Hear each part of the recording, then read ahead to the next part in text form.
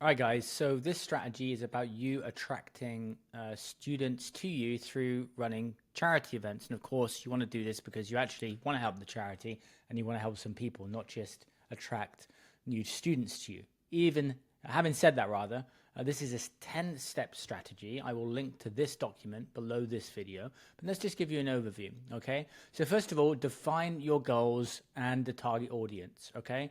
So why are you doing this? What's the main intention?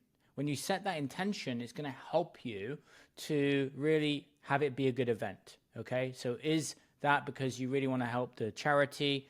Of course, it makes sense for you to generate leads too, but just be intentional around that. Also, who's your target audience? Are you going for rec players? You're going to go for beginners, local businesses? You know, there are a multitude of ways to spin it. And so just be clear upon who this is for. And if you do that, then it's not going to be as generic and people are more likely to sign up because, for example, it is, for local businesses to support this charity as one example, okay? Now, you want to make sure that you find the right partner, okay? So one that aligns with your values.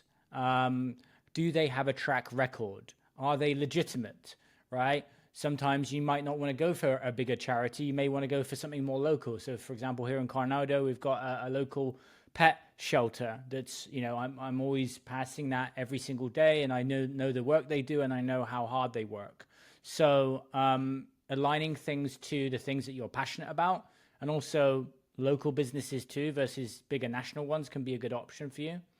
And then what I've done here is I've created some name ideas because you want to come up with a really catchy name, and alliteration is great with that. And so I've come up with 10 different areas. So you've got anti-bullying as an example, animal welfare, homelessness, children's education, for example, rallies for reading, paddles for progress.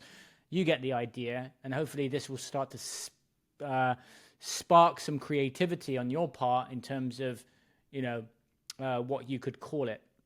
Because I think creatively things happen a lot quicker once you dial in some of the initial things that you might find challenging. And of course, use the community if you're stuck on part of the process.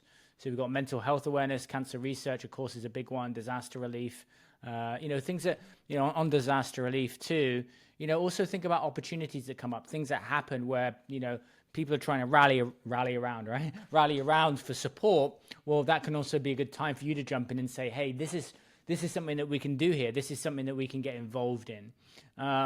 Veteran support is obviously a popular one. I know that Gearbox, who are actually based here in San Diego, they have a veterans paddle that they released. So just noticing these things, right? Noticing what's happening in the pickleball space and saying, oh, we could do something for vets. And maybe there's a tie there to someone in your family who's a veteran, right? Who now plays pickleball. That's all good for the people story side of it when it comes to actually putting that out into the local media. That's the personal, that's the emotional story that you can start to tie this to, which then gains you more exposure. So yes, the charity is going to get that, but because you're involved in it, in the example of veterans, right, then you can bring in the person that's a family member, and then you have something that people can get behind. Hunger relief too, right? All right. Promote the event aggressively. So to get things moving, always move to the first milestone, right? So that is obviously getting the buy-in from the charity, both deciding on, the timeline of when the event is going to be, giving yourself enough time to promote, and also thinking about the minimums that you want and also the ideals. Because also what can happen sometimes is we can think, oh, it needs to be this big, and then we don't take action because we don't think that's achievable. So it's important for you to set what are the minimums that you want, right? How many people do you want to have there? And if that's the case, who do you need to get involved to support you? Maybe you're an introvert watching this, but actually you've got a friend that's an extrovert. I happen to be that way. And so I have pulled sometimes in my journey the help of other people who are better well connected than I am in certain things. Not everything's my strong suit.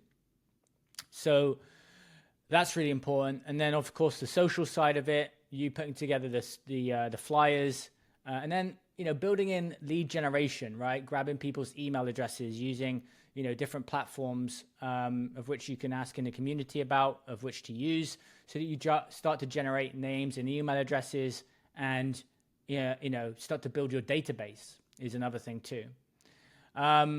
Obviously, giveaways, right? Once you've got the event dialed in, you've got buy-in from everyone. That's a good opportunity to go to potential sponsors in the space who might be able to support you. And of course, they're much more likely to align. For example, a Gearbox, as an example, doing stuff with veterans, they are going to be a better someone to approach because you already know that company is already aligned with the value that you have decided upon. So that can also be strategic too, with you doing research into the brands that you may want to have support you and letting them know why you're doing it. The why behind it and the story is really important.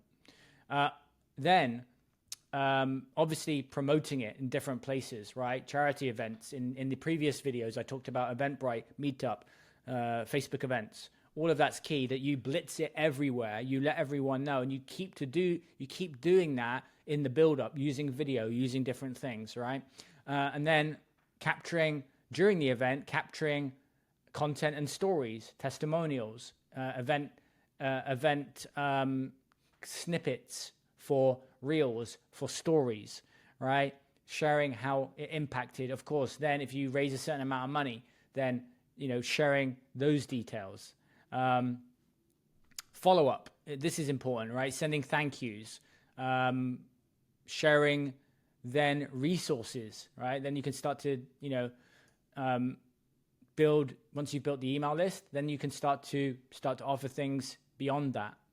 And then you can start inviting people to book a coaching session. So really, the strategy here is that the event is on the front end, but you're building your email list. And then on the back end, that's where you can start to offer your services and other stuff, when people get introduced to it. For example, you might decide that this charity event is going to be for people that haven't tried pickleball before, right? And it's new. Or maybe you do it around disability, right?